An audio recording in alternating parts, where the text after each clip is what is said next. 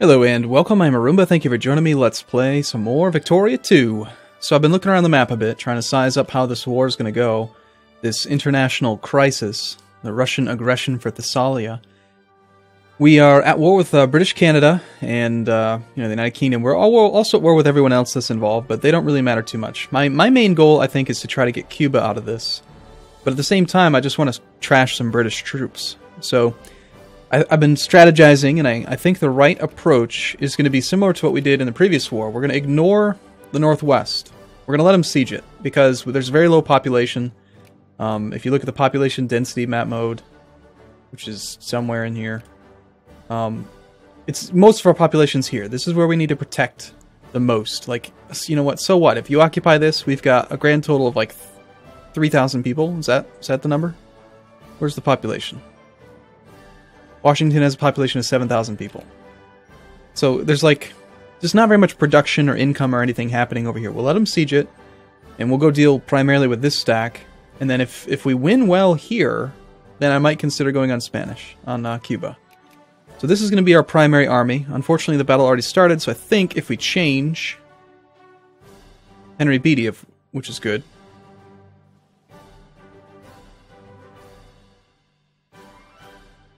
Speed plus 40, that's nice.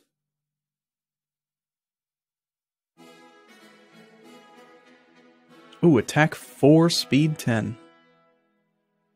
Expert raider, are you an admiral? No, he's a general.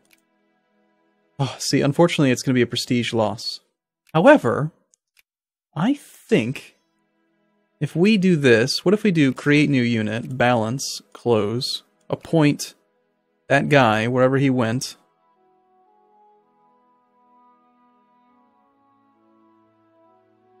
There he is, the attack 4, speed 10, defense 2. He's amazing. Jeffrey McCook. Okay, we'll put him in charge.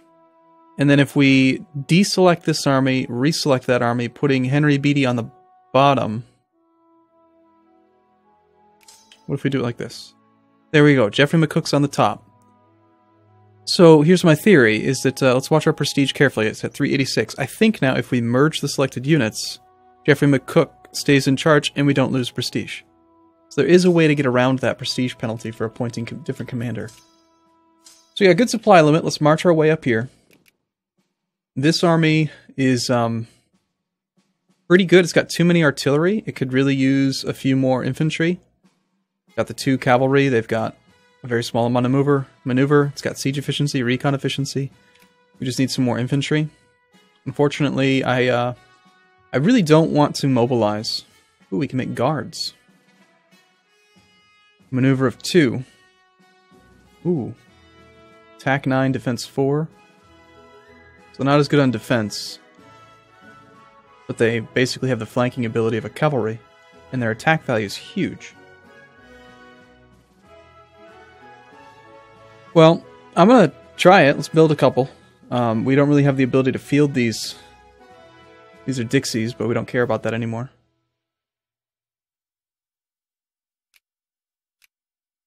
We'll try to train up a couple more. And let's go to our recruitment map mode, which I need to memorize these shortcut keys. O. And we will get rid of this as the rally, and instead set the rally to, say, Columbus. And we'll have you go to Columbus, assuming that it's a safe spot. Don't go through the high supply limit. And these artillery, you know, I don't know that,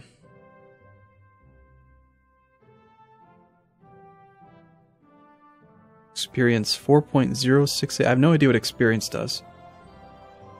You know, it's too small to reinforce, but it is a full brigade, so makes me think we should just keep it around. But I don't have anywhere good to put it, so I guess you get to go hang out in the mountains. Hang out in the mountains. And let's see how this war goes. Now, I'm hoping as well that the British don't come snipe my ships as they try to rally. He might. You should be going to here.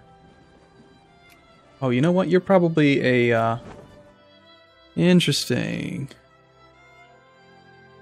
I have other ships that have stopped their rally because, I think this may have been a long time ago when I lost control of my rally point. They just stopped moving. Alright, well now they're all en route. Of course, we're in the middle of an election still. President, our name has been discredited. They really don't like what I'm doing to them. Let's see. You have 2-2 low morale. Let's see if maybe there's another guy instead. We'll do the same little trick. Go balance, close, new leader.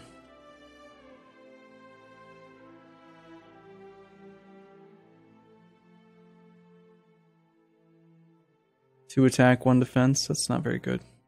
Current guy's 2-2, but I don't like his morale penalty.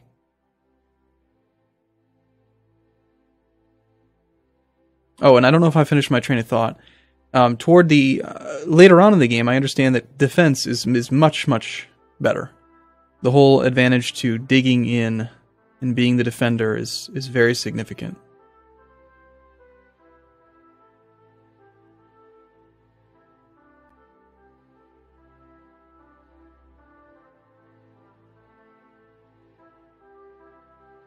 Attack +3, Henry Beatty. I mean, he is pretty good. We'll go ahead and let him be the guy in charge of that army.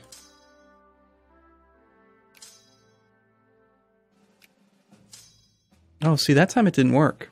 Interesting. Maybe it's randomly appointed.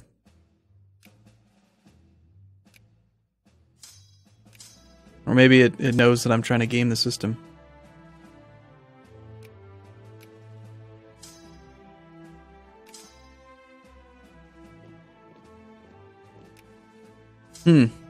Alright, well, I don't know why it worked earlier, but now it's not.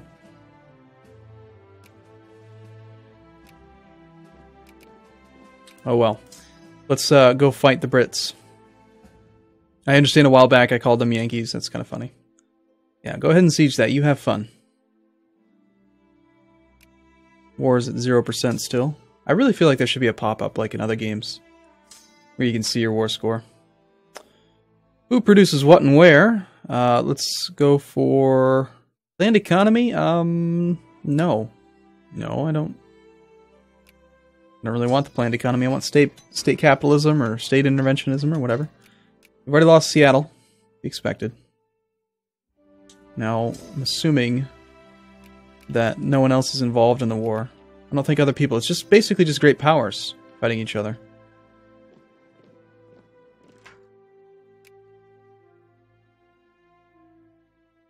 United Kingdom's discrediting me. I'm just going to leave them all on the low setting. I think that here. Just try to influence everybody a little bit so that Great Britain will waste all of their influence trying to compete with me. They've opened a new store in town. Goody. Okay, how's the war going now? -9%. Oh, hey, that's fun. Battles, -9. Well, we're about to win a few.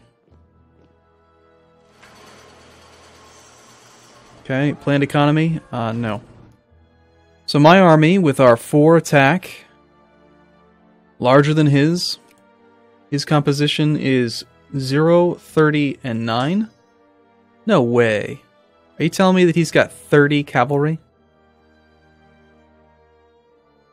That can't be right. That wouldn't make any sense, would it? No, okay, it's the other way around. Okay, so we took a terrain penalty and a crossing penalty. That M thing apparently is an engineer. He's got very little in the way of artillery. We've got 2 engineers in the back row supporting. We've got just tons of cannons shooting at him. And we've got the Hussar. We'll slow the game down because I think this battle's going to be pretty important. Most likely, if we win, it's going to be... we're going to crush their organization before we kill anyone. Like, kill too many of their troops. Fortunately, our high attack leader has really offset the crossing penalties. We're fighting Richard Havelock, who has 3 defense, 25% speed. Oh, you know what? I learned something as well.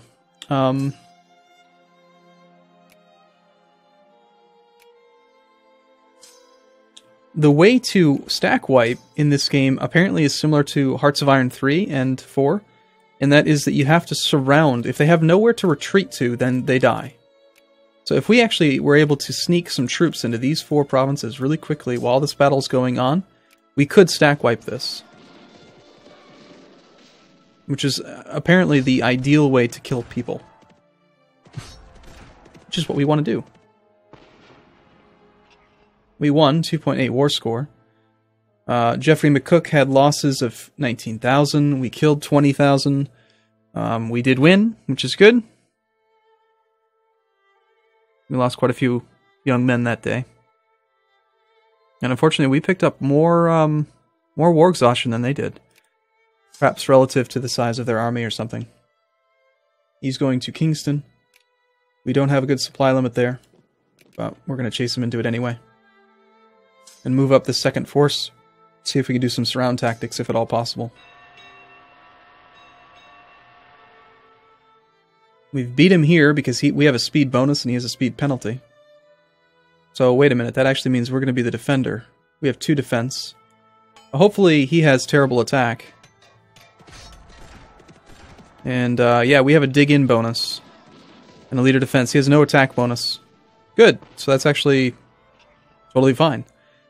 Now, let's talk about this dig-in thing, because this is a really interesting mechanic, and I'm still pretty close to understanding it. So, you have this dig-in value, right? We have a dig-in cap of 2. So the longer we sit in a province, we build up dig-in value. And what happens is, if the enemy army has enough recon, right? Like when you click on the army, recon efficiency 100%. If you have 100% recon, then you take the dig-in value and you divide it by 2.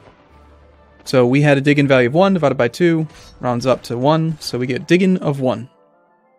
What happens is that every single roll, and again, keep in mind, in this game there are no, it's not fire and shock phase, it's just phase after phase, 5-day phases.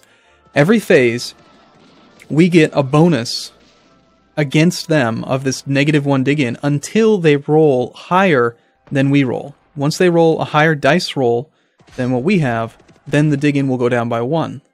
So this penalty is very significant, and it could work against them for a very long time, just depending on how well we roll.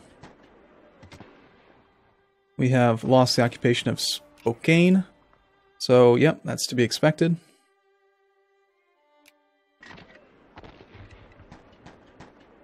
And now we've completely crushed their organization. But we're not killing any more troops. I guess this would be the time where we're supposed to try to surround them. Here's our 54 stack.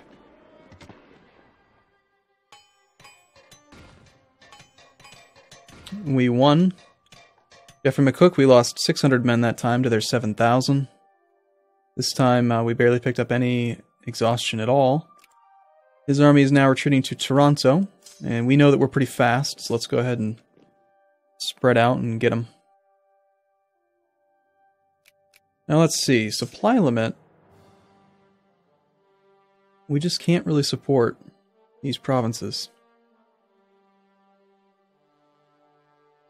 On the other hand, it's showing a supply limit of 25. If I have a siege happening, it'll double. Actually, I think we can occupy it. We will be there on the 18th. We're going to beat them there again. And this army will be there on the 15th. That's not good. We don't want to suffer unnecessary attrition, so let's wait 3 days. 2 and 1 more. No good chain gang. Up and down the roads they march in single narrow defile, carrying with them, wherever they go, the iron chains of unfree men. These people are not slaves, but convicts. And they have been sentenced by courts and magistrates of justice and peace to work and spill their sweat under the burning sun. They are a common sight in the USA, for there are many men like them. Forced labor is and has long been one of the most common forms of punishment available to American courts. Hard work, it has been said, will improve the moral understanding of these Cretans, and therefore work they do.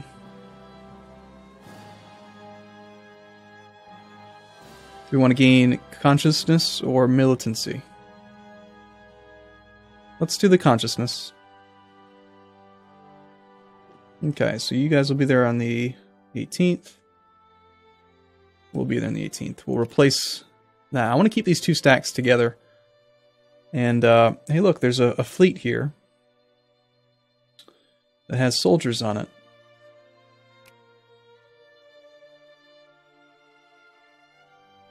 Can't seem to tell how quickly it's going to take them to land, but that is... It's a 0013. There's just 13 transports. How about you go kill them? If you can get there in time, that'd be great. 74 ships. Nope, he did manage to land 35,000 regiments. Or 35,000 troops. Damn, I wish I had noticed that a little bit sooner. Let's see, are these transports slowing us down? I think they are. Clipper transport has a max speed of 8. Frigates are speed of 9. Let's drop off the transports. Oh man, I wish there was an easier way to organize this. Isn't there? Shouldn't there be?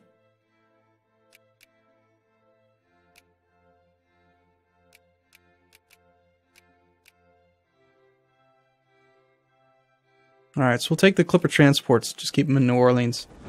But the other ones, the 69 ships, that are not really that well organized because they don't have enough material, but now they can travel 1 kilometer faster and hopefully run down those transports. Of course, I'm kind of tempted to let them escape so they bring another 35,000 men and I can kill them at sea. But now we do need to respond to that 35 stack down in Florida. Alright, well, we're going to kill this other army.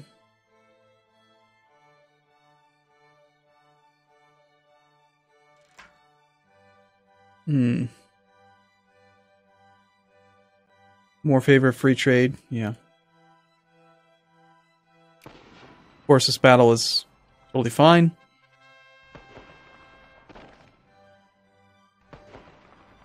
House debate on botany. We're still doing this botany thing. Just keep doing it. I don't care. I want to see what happens if it succeeds. We've won the siege of Kingston. That was pretty quick. The war is not going well.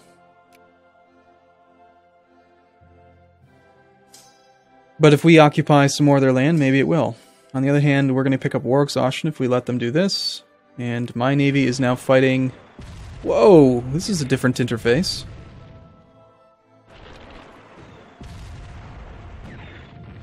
Okay, so Lester Beatty. No modifiers. William Sprague has 4 attack. That's nice. Of course, they rolled a 9. And it's all transports. So we should win that fight, I hope.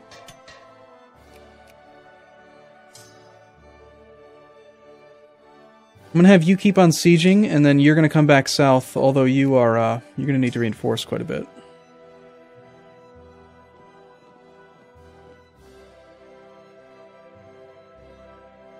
You're faster than he is, so it just really makes sense to kill.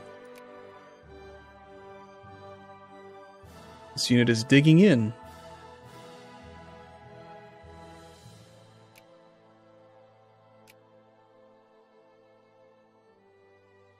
I need to respond to that southern threat. This one I don't care about, but that one, can't let that happen. Oh, hey, war! Okay. We're not surprised to learn that Brazil has honored their military alliance and joined. We're not surprised to learn. It's a defensive war. Mexico's declared war on us. And we've lost the siege of Tampa. So Mexico seems to think that because we are busy, it is a good time to try to liberate Sonora. Well, things are just about to get interesting, aren't they? Alright, I'm going to take a break here. I'll see you again in the next video. Thanks for watching, everyone. See you soon.